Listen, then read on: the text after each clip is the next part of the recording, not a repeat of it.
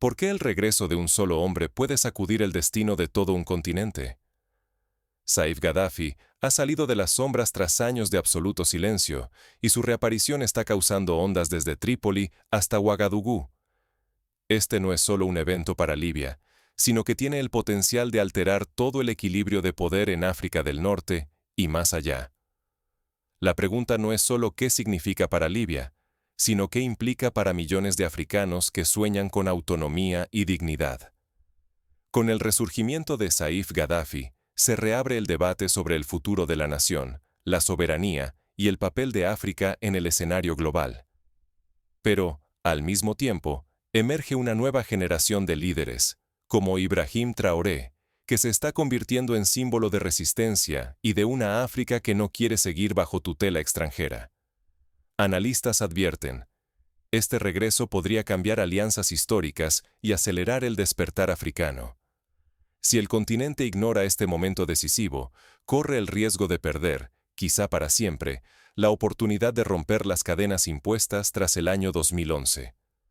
El regreso de Saif no solo reabre viejas heridas, también enciende una chispa que podría transformar la historia reciente. ¿Qué hay detrás de este renacer panafricano? Para comprender el verdadero alcance de este evento, primero tenemos que mirar hacia atrás y recordar el contexto que llevó a Libia y a toda África hasta este punto crucial. Volvamos en el tiempo para entender cómo Libia pasó de ser un faro de estabilidad africana a convertirse en el epicentro de una lucha por la soberanía continental. Libia no siempre fue el caos que muestran hoy los noticieros. Antes de la intervención extranjera, Libia era una nación fuerte, estable y próspera, un punto de referencia para el continente africano. Bajo el liderazgo de Muammar Gaddafi, el país no solo garantizaba estabilidad interna, sino que también ejercía una influencia decisiva en la política y economía de África.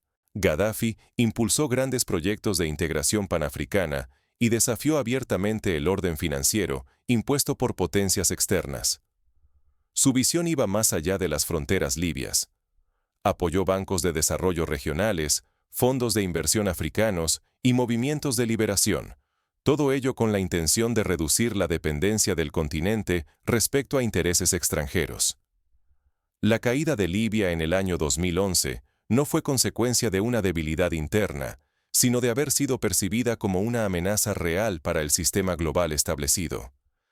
Desde fuera, Libia era vista como un ejemplo peligroso de independencia africana y control soberano de sus recursos. Por eso, fue seleccionada como objetivo.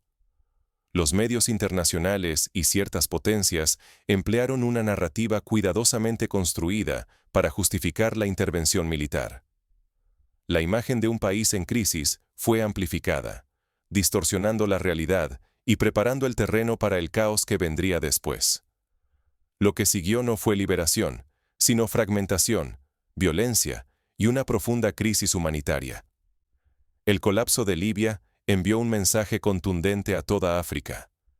Ningún país que desafíe el orden impuesto está a salvo. Esta advertencia resuena hasta hoy, como una sombra sobre cualquier intento de autodeterminación continental. Si África olvida lo que realmente ocurrió en Libia, seguirá siendo vulnerable a la manipulación y a la intervención externa. Comprender el pasado de Libia es esencial para no repetirlo. Solo recordando y aprendiendo de esa historia, África podrá proteger su soberanía y forjar su propio destino. Pero, tras la tormenta que destruyó Libia, emergieron preguntas y silencios que nadie se atrevía a responder abiertamente.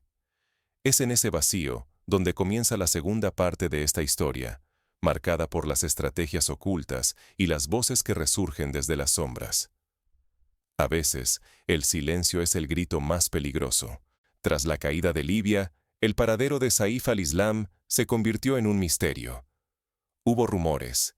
Algunos decían que había muerto, otros aseguraban que estaba capturado, y muchos más lo daban por desaparecido. En los pasillos del poder, su ausencia se celebró como una victoria, una página cerrada en la historia de un país fragmentado.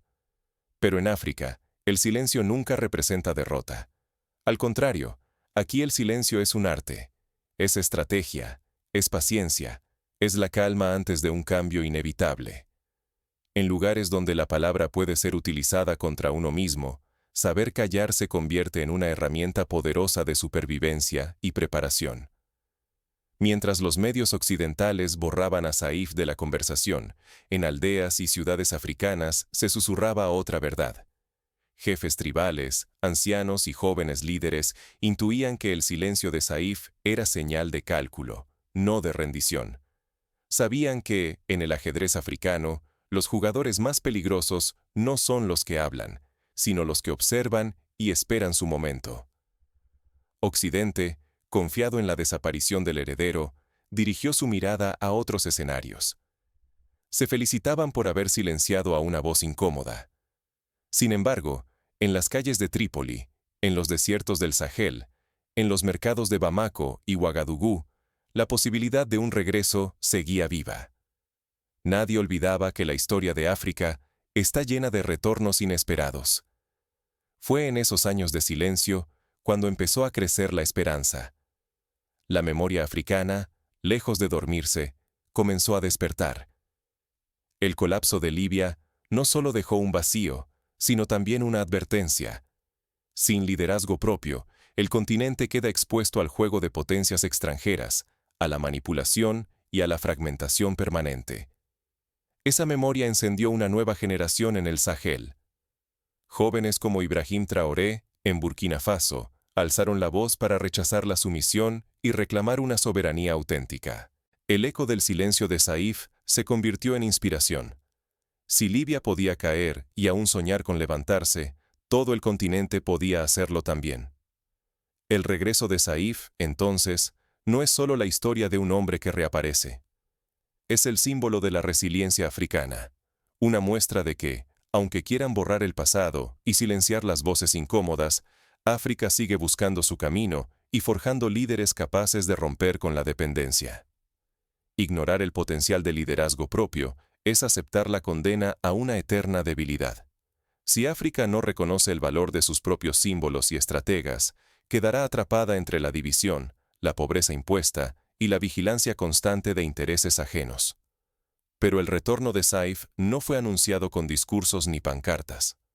Fue sentido, como un temblor bajo la superficie. Y no tardó en traducirse en cambios reales, primero en la política de Libia, luego en la mirada de todo un continente, y finalmente en el mapa mundial. Ahora, los ojos del mundo vuelven a África, atentos a las señales de este renacimiento. Los primeros efectos de este despertar ya se hacen notar, y la región comienza a redefinir su futuro con una fuerza inesperada. Un legado que resurge puede cambiar el destino de naciones enteras. La simple aparición pública de Saif Gaddafi ha sacudido los cimientos de la diplomacia en el norte de África y ha reavivado esperanzas dormidas en Libia. Líderes, analistas y pueblos enteros se ven obligados a reconsiderar sus alianzas y sus aspiraciones. Para la juventud libia y africana, la figura de Saif representa algo más que el retorno de un apellido famoso. Encarna la posibilidad de recuperar la soberanía y de imaginar un futuro en el que sus naciones pueden decidir por sí mismas. Hay una nueva conversación en las calles de Trípoli, Bamako y Ouagadougou. ¿Es este el inicio de una era donde África camina sin tutores? Sin embargo, no todos celebran este regreso. En los pasillos del poder occidental, la noticia de su reaparición es percibida como una amenaza directa a la influencia extranjera. No temen a Saif como individuo, sino al símbolo que ahora representa. La posibilidad de que África retome las riendas de su propio destino, libre de imposiciones externas. La reacción mundial es reveladora. El verdadero temor es la independencia de África, la idea de una región capaz de resistir presiones, elegir a sus propios líderes y controlar sus propios recursos. La historia de Burkina Faso, Mali y Níger lo demuestra. Sus recientes movimientos hacia la autonomía han demostrado que el cambio, aunque desafiante, no solo es posible, sino también contagioso. El ejemplo de estos países ha encendido una chispa de esperanza y coraje en otros rincones del continente. Si ellos han roto cadenas décadas forjadas por intereses ajenos, ¿por qué no podría Libia hacer lo mismo? El regreso de Saif, aunque incipiente, ya está inspirando a nuevas generaciones a desafiar el viejo relato de dependencia y fragmentación. Pero en este proceso se cierne un riesgo enorme. La estabilidad de toda la región y la posibilidad de que África recupere una voz propia dependen de la capacidad de estos países para resistir presiones externas y elegir su propio camino. Si fracasan, el ciclo de manipulación y división podría perpetuarse por décadas más.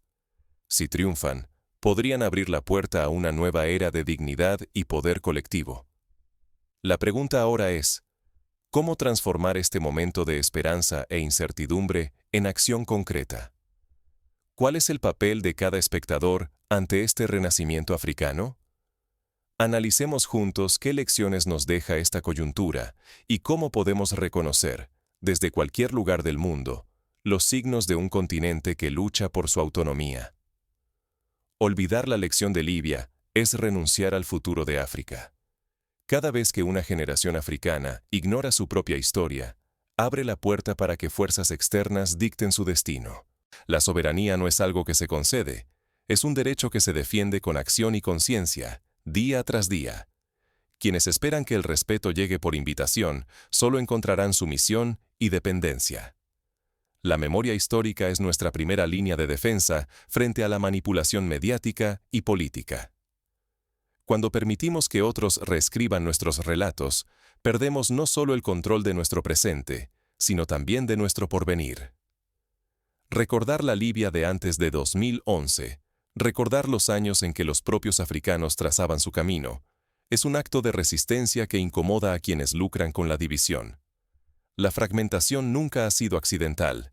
Es una consecuencia directa de estrategias externas, diseñadas para debilitar la voz colectiva de África. La unidad africana no es solo un ideal, es el antídoto frente a la fragmentación inducida. Cuando las naciones africanas se reconocen en sus luchas y aspiraciones, construyen una barrera irrompible contra injerencias y chantajes foráneos. El ejemplo de cada nación que recupera su voz tiene un efecto dominó. Inspira a otras a cuestionar su realidad, a exigir autonomía, a desafiar mitos impuestos desde fuera. La valentía se contagia, y hoy, ver a líderes como Saif Gaddafi renacer en Libia, o a Traoré en Burkina Faso, demuestra que la historia no está escrita en piedra, y que la determinación de un pueblo puede modificar el rumbo de todo un continente. El futuro africano debe ser decidido por manos africanas, no dictado en despachos extranjeros ni manipulado a través de campañas y narrativas ajenas. Solo así, África podrá romper el ciclo de intervención, dependencia y fractura que tantos intereses desean perpetuar. Si no se interiorizan y actúan estas lecciones, el precio lo pagarán no solo las generaciones de hoy, sino también las de mañana, atrapadas en el mismo ciclo de control y olvido. Hoy, la oportunidad de cambio está servida sobre la mesa, pero la historia no espera. Exige decisión, exige acción y compromiso para no repetir los errores del pasado. La pregunta es clara.